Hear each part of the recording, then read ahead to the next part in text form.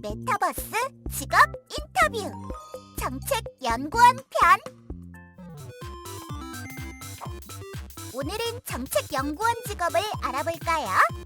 아이템 장착, 폴란드 유형 탐구형, 서회형 장착, 문제 해결 능력과 분석 능력 장착. 준비 완료! 이제 직업 메타 세상으로 고!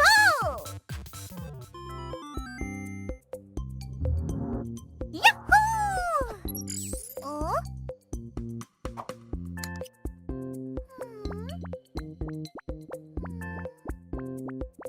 어?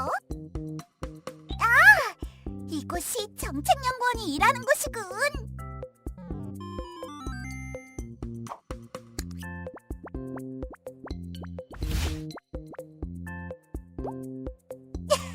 선생님, 안녕하세요. 안녕하세요. 무엇을 도와드릴까요? 정책연구원에 대해 알고 싶어요. 한국청소년정책연구원 강경균입니다. 저와 함께 직업에 대해 알아볼까요?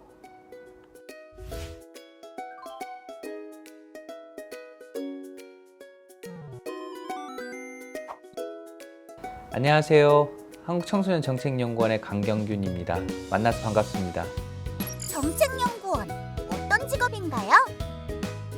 우리가 흔히 정책연구원이라고 하면 정부 출연 연구 기관을 얘기를 합니다. 그래서 우리나라의 이제 정부 출연 연구 기관이 경제인문사회 연구회, 국가과학기술연구회 이렇게 크게 두 개가 있는데, 개인이나 국가의 삶의 질이 높아질 수 있도록 저희가 이제 연구를 통해서 계획이나 어떤 실천할 수 있는 제도라든지 방안을 그런 마련하는, 그렇게 연구를 하는 곳입니다.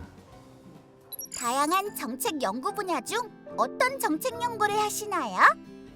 제가 속해 있는 곳은 이제 경제인문사회연구회 소속인 한국청소년정책연구원입니다. 이제 한국에 있는 청소년들을 연구하는, 청소년들이 이제 자신의 삶과 진로를 잘 개척하고 좀 더 잘 성장할 수 있도록 그런 방안을 마련하는 그런 연구기관입니다. 학교 안뿐만 아니라 학교 밖에 있는 청소년들이 그들의 꿈과 본인들의 진로를 잘 개척할 수 있도록 그렇게 연구하는 기관입니다. 어떤 계기로 이 직업을 갖게 되셨나요? 이 한국청소년정책연구원이 다른 기관하고 다른 것이 전공에 제한을 두지 않는다는 게 가장 큰 매력입니다. 같이 연구하는 그 박사 연구원분들이 법학이라든지 미디어라든지 정치학, 사회학, 교육학, 심리학, 너무나 다양한 전공들을 다 가지고 있습니다. 저희 전공 또한 기술교육이라는 특별한 교과 교육인데요. 이러한 전공의 제한이 없어서 여러 사람들과 협업하고 제 상상력을 펼칠 수 있어서 이 직업을 선택하게 되었습니다. 정책연구원이 되기 위한 방법에는 무엇이 있을까요? 분야의 정책을 세우기 위해서는 전문가가 필요하겠죠. 석사나 박사의 과정을 통해서 좀 더 다양한 타당성 있는 방법론도 배우고 좀 논리적인 글도 써보면서 여러 사람들이 공감하고 공론화할 수 있는 그런 정책을 제안하는 그런 연습들을 해야 될 것 같습니다. 그러다 보니 자연스럽게 대학원 과정에서 석사, 박사 과정을 거쳐야지만이 또 정책연구원이 될 수 있습니다.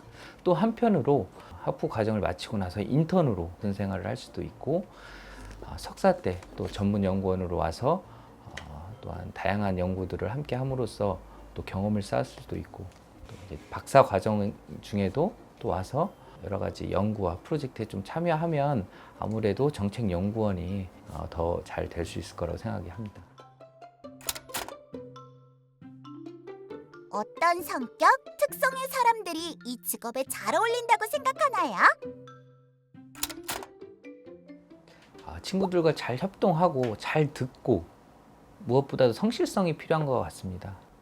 본인이 가지고 있는 성실성과 체력을 바탕으로 해서 문제를 좀 잘 찾아내는 그런 특징이 있으면 정책연구원에 더 적합할 수 있다고 생각합니다. 물론 고차원적인 능력인 통찰력이라든지 창조성이라든지 문제 해결력이라든지 여러 가지가 있으면 좋지만, 일단은 현장의 문제를 잘 찾고 그것에 대한 대안을 잘 마련하는 그런 특성을 가진 사람이라면 정책연구원에 잘 많고, 그것을 좀 한 단어로 표현한다면 문제에 대한 민감성, 그것을 바탕으로 해서 그런 정책을 제안할 수 있는 사람, 그런 사람이 정책연구원에 또 소질이 있는 사람이라고 생각을 합니다.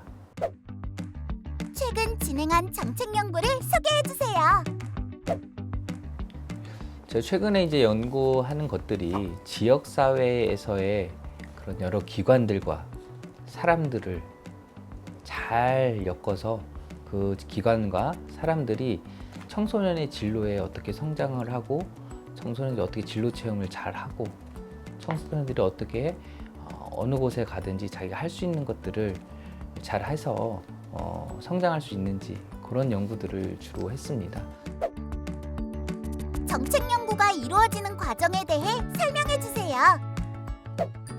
연구를 시작하기 전에 현장을 바라보고 거기서 이제 문제라든지 어떤 장애라든지 어려운 점을 저희가 발견을 하고, 그것을 이제 대안을 이제 마련하는 그런 과정을 거치게 됩니다.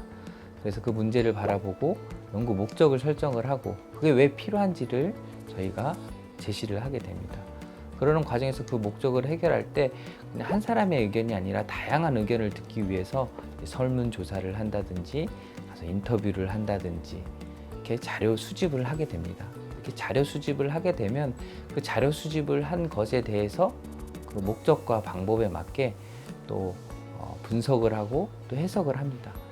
그런 다음에 그 결과를 가지고 또 다시 한번 그 현장의 관련자들하고 그것에 대해서 포럼도 하고 콜로퀴움도 하고 공청회도 하고 워크숍도 하고 뭐 이렇게 다양한 과정을 거치면서 그 의견이 타당하고 논리적인지 다시 한번 확인하고 실효성이 있는지 다시 확인을 합니다.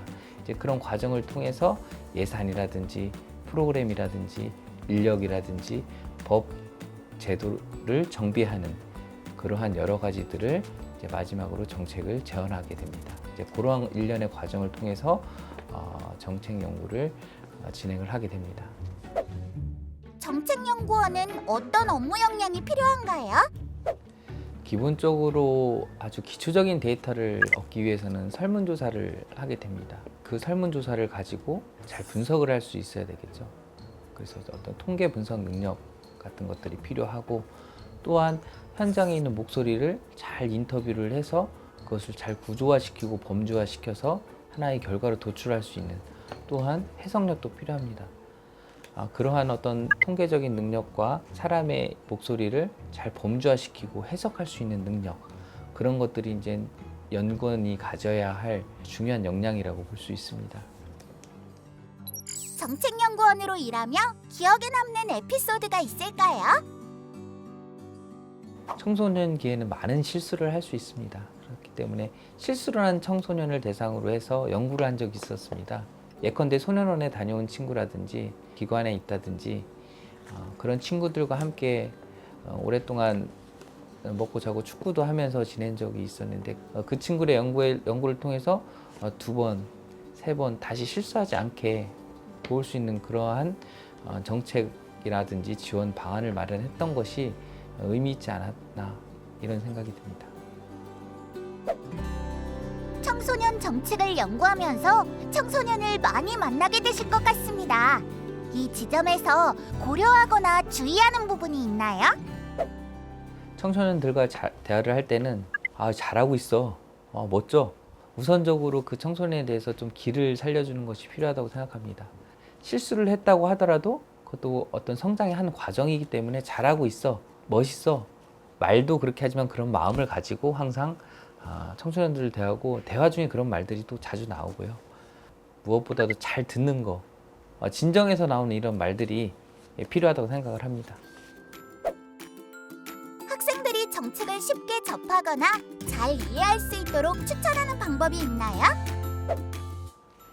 청소년들이 정책에 관심을 갖고 청소년들이 정책을 좀 쉽게 접하는 방법은 지역사회에 가면 청소년 시설들이 있습니다. 거기 가면은 다양한 청소년 사업도 있고요. 청소년위원회라고 해서 청소년이 직접 기관을 운영하는 데 참여할 수도 있고 여러 가지 활동들이 있습니다. 청소년 센터에 간다면 청소년 정책이라든지 사업을 쉽게 접할 수 있을 것입니다. 정책연구원을 꿈꾸는 저희에게 응원의 메시지 부탁드려요. 우리 청소년들한테 제가 하고 싶은 말이 있습니다. 무엇이든 머무르지 말고 생각에 그치지 말고 그냥 무조건 부딪혀 실천하라. 그게 제가 하고 싶은 말입니다. 내가 생각했을 때 이거 좀 안 되겠는데 이거 다음에 하지 뭐. 이거 되겠어? 이건 나한테 안 맞아. 이렇게 생각하지 말고 생각나면 무조건 한번 부딪혀서 해봐라. 부딪혀 해보려고 하는데 그것이 잘 안 된다. 그럼 주변에 있는 여러 가지 청소년 센터라든지 선생님이라든지 내가 원하는 답을 얻을 때까지 주도적으로 만들어가는 과정, 그것이 삶에 있어서 중요합니다. 또한 정책연구원 또한 내가 생각하고 문제를 발견했으면 다른 사람이 하겠지 뭐, 이것은 이 정도로 하면 됐어, 이런 생각이 아니라 그 문제에 대해서 더욱더 깊이 들어가고 진정성을 갖고 가치 있는 것을 끌어낼 때까지 주도적으로 계획하고 실천하는 능력이 필요합니다.